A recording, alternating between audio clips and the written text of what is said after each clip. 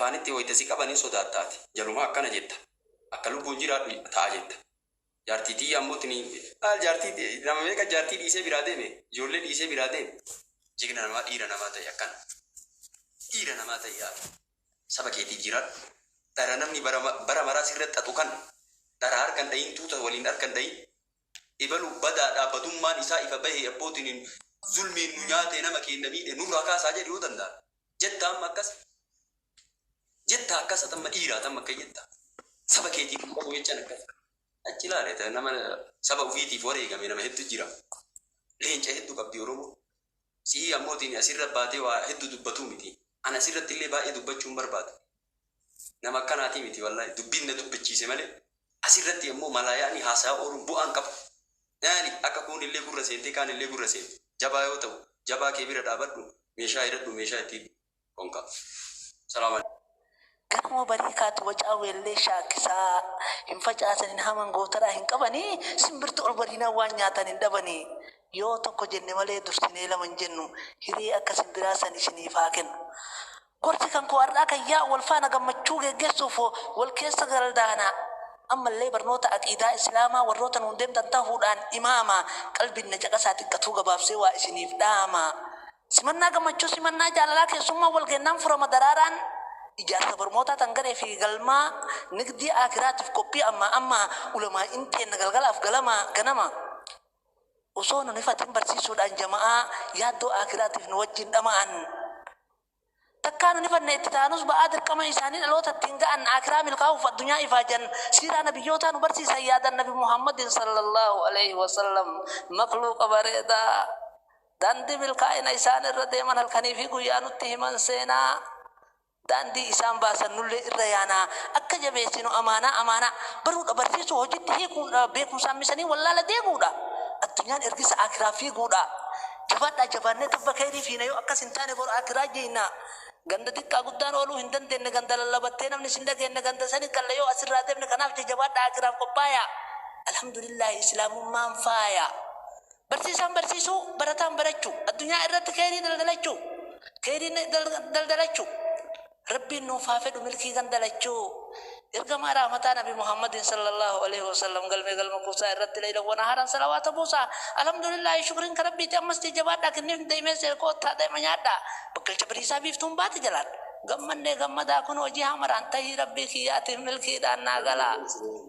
زري مولو سيبت تيو داغا دين كان جبه سوفان غوتاني مري وقت الدنيا سغلي علماء غوتون غرغرتني تي ور غوتان ارسا غنا ماغل كلا سينان سيمفارسا ربي مدين جيرو غبرمانا كانجراتن كان ني دوتانس جنتان فردوسين هاتا تو اجي چالتو نجا كم بين هبرو به كان هبر سيدان دي جرا دران تاغر سيچو نمن وابرت الدنيا رت سركتين فولت بشام بار غبار ابتين دويبتو كان جواد ادير ربي برسيسا اكن راهنتان فيتن سبريسا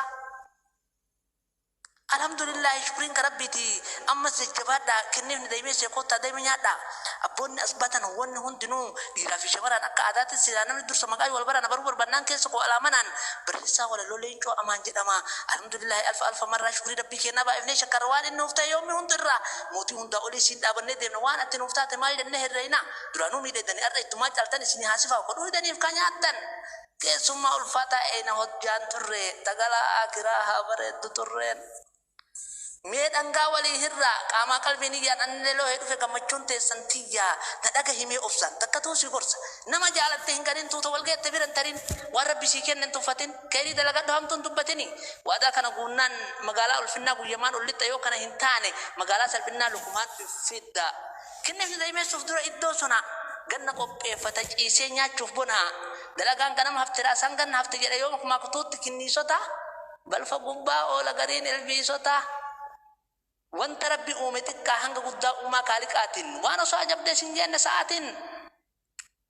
البين هجي كوميتي ولا فاتن الدسا في بيفتو أرجي سماعتي وانا سو أجب سنجين ساعتين دريش فمو دجي دابتشو سماي وطبا ملتي أجائب ربي راجي أكان جبا موتين هندا أولي هندا وفي قبا قطين فجاس ودافيو ترار تماسي برو افتار رو بيفي انو وامتواسي أمي السافيا بي هندان سيبت آسي arfasa hamata kaganna facaase maalaka heefi tamotin hundaf moti wonta no badase isa ka argate shukri hingal cin tabirotif kaatu qoda adu adda udu biraatu taboyuf sandisi takabu hinyaatu Ati waa hiixatu waan hiixatu xundabu laaftumatti nyaata baay'ee sin ta'aafu ol garraa rabbirraa waan gargaarsa qabuuf. Adiin bareedumsaaf agartuun gurraatti qalbii dhaste kana seequu sadaqaati yeroo fayyadamu maayikiroo sakandii ariitiif jajjaran akka atileetii sagantaaf sa'aatiin barsiisaa dareeti wanti ji'aaf torbee sun hojii dareeti jedhanuu labsuudhaan baajata waggatti wanti hundi isii tokkummaa barbaaddi. Garnaas deebi'aa hundinuu qaamaa qalbii warri waliin jettanis ruuhiitii yaa qalbii ayyuuni chokkoleetii tokkollee osoo nafin dhageettii bareechisu osoo garatti hin nyaatin. Danti bareeda xurreen hin qabne jallaa wahii yaa rabbi yaa ilaahi karaa keerii nu kaayi.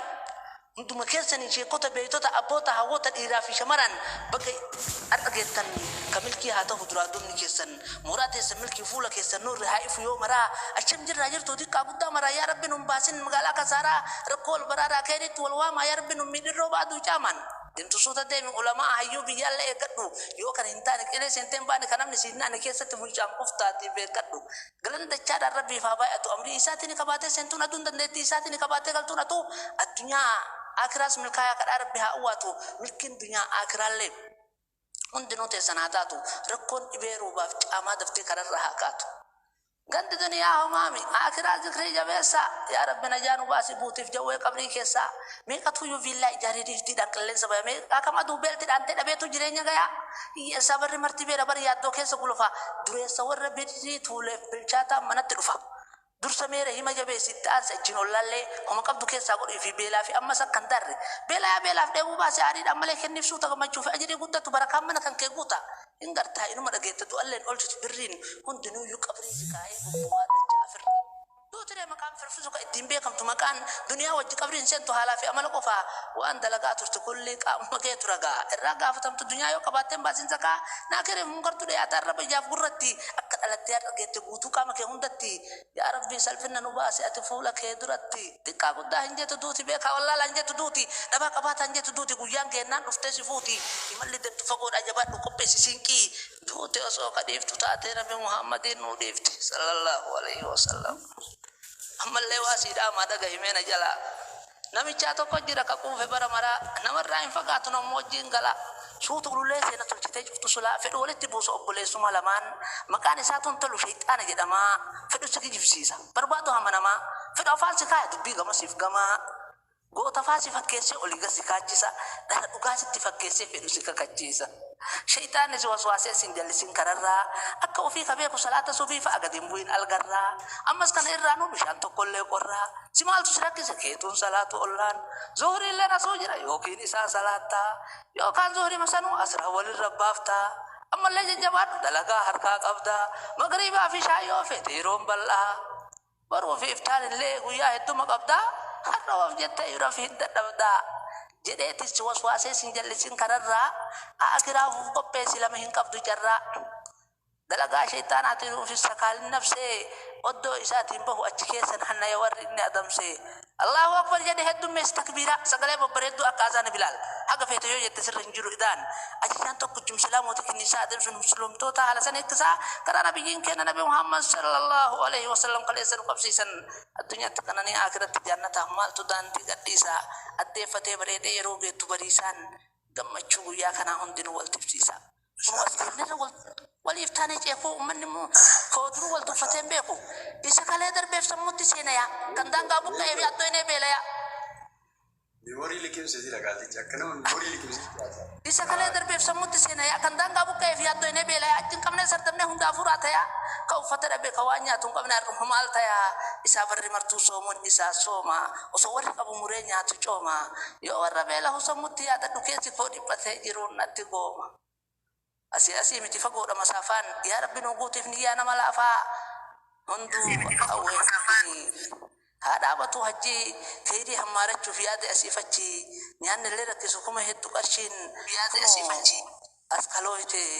hajjiin bara kanaa naa ulfaadhaa galatooma na baruu barbaada hunduu galatooma ulfaadhaa fayyaa naa ta'a. Wan tarawih ada wal si keessa yeroo na fakkaate wala salaata tarawih keessa radduun wisi akka ofu